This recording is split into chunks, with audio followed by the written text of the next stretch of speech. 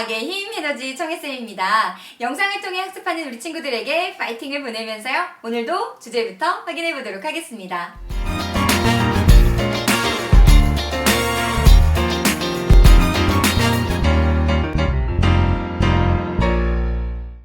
오늘부터는요, 생명체를 구성하고 있는 물질들에 대해서 한번 알아볼 거예요. 자, 그러면 생명체, 우리 몸을 구성하고 있는 가장 많은 물질은 무엇일까요?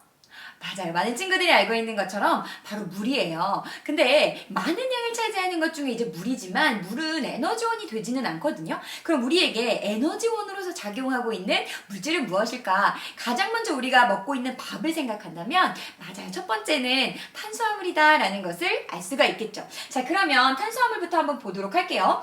탄수화물이 무엇으로 이루어져 있는가? 먼저 그 단위체, 즉 탄수화물을요 잘게 쪼개는 거예요. 그러면 결국 어떠한 최종 산물에 도달하게 되는가 봤더니 포도당이다 라고 되어 있어요. 즉 포도당이라는 것이 모여서 탄수화물을 이루는 거구나 라고 이해하시면 되겠습니다. 자, 그러면 이 탄수화물이 바로 에너지원이 된다 라고 이해하시면 되겠죠.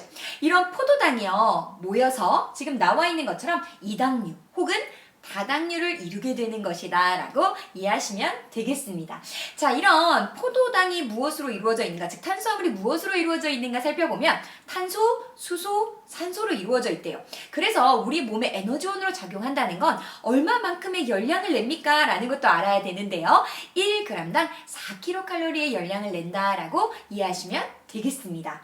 되셨나요? 자, 이렇게 우리가 에너지원으로 첫 번째 다룬 것은 탄수화물이었어요. 그럼 이번에는 두 번째 단백질에 대해서 한번 살펴보도록 할게요. 자, 먼저 단백질도요 쪼개고 나면 결국 최종 산물, 즉 가장 작은 단위체가 뭘까라고 보시면 아미노산입니다 라고 이해하시면 되겠습니다. 즉 아미노산이 모여서 단백질을 만드는구나 라고 이해하시면 되겠죠. 자, 어떤 물질로 이루어져 있는가 한번 살펴봤더니요, 탄소, 수소, 산소, 여기까지는 탄수화물과 같아요. 그런데 뭐가 하나 더 있어요? 맞아요. 질소라는 것이 단백질의 구성 성분이다 라고 이해하시면 되겠습니다. 1g당 얼마만큼의 칼로리를 내나요? 탄수화물과 같은 4kcal의 열량을 내고 있다라는 것도 우리가 알 수 있고요. 이 단백질은 우리가 특히 청소년기에 굉장히 잘 섭취해야 합니다 라고 이야기하거든요. 왜 그런가 봤더니 보시면 세포막 또 세포의 여러 구성 물질 혹은 효소 이런 것들의 주 성분이라는 거죠. 따라서 효소, 호르몬 이런 것의 분비가 왕성한 청소년기에 반드시 우리 친구들이 단백질의 섭취를 충분하게 해줘야만 안전하게 또 성장할 수 있다라고 보시면 되겠습니다. 되셨나요? 자, 이렇게 에너지원을 우리가 두 가지 공부한 거예요. 탄수화물과 단백질입니다. 그럼 마지막 하나, 맞아요. 바로 지질, 지방에 대해서도 한번 살펴보도록 할게요. 자, 그럼 지질, 지방을요 쪼개다 보면 결국 최종 산물, 가장 작은 단위체 어디에 도달하는가 봤더니 지금 뭐라고 되어 있어요? 지방산과 글리세롤로 되어 있습니다 라고 되어 있죠. 아, 그러면 단위체를 우리 친구들 꼭 연결해서 같이 기억을 해주시면서 어떤 원소로 구성되어 있는가 봤더니 탄수화물과 같은 탄소, 수소, 산소로 구성이 되어 있습니다 라는 걸 이해하시면 되겠습니다. 지질 역시 우리 몸의 에너지원이에요. 얼마만큼의 열량을 내는가 봤더니 탄수화물과 단백질은 1g당 4kcal의 열량을 냈던 거에 비해서 지질 같은 경우에는요 2배가 넘어요. 1g당 9kcal의 열량을 내고 있다라는 것 같이 기억을 해주시면 되겠습니다.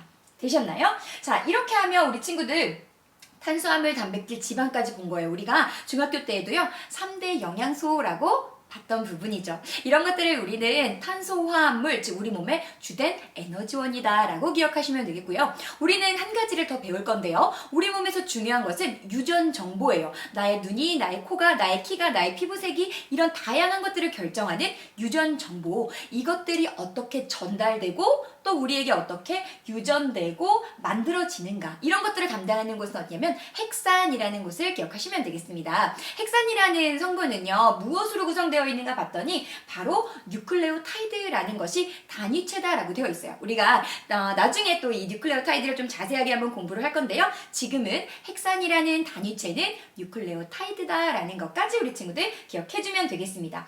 주되게 하는 역할은요 바로 유전 정보를 저장하고 혹은 전달하고 하는 역할을 담당하고 있다라고 보시면 되겠습니다. 이렇게 우리 친구들 탄소화합물 기억하시면 되겠고요. 또 하나 우리 친구들 무기염류 같은 것도 좀 기억하시면 좋은데요. 무기염류도 우리 몸의 에너지원은 아니지만 부영양소로서 그 역할들을 담당하고 있다라는 부분 같이 기억해 주시면 되겠습니다.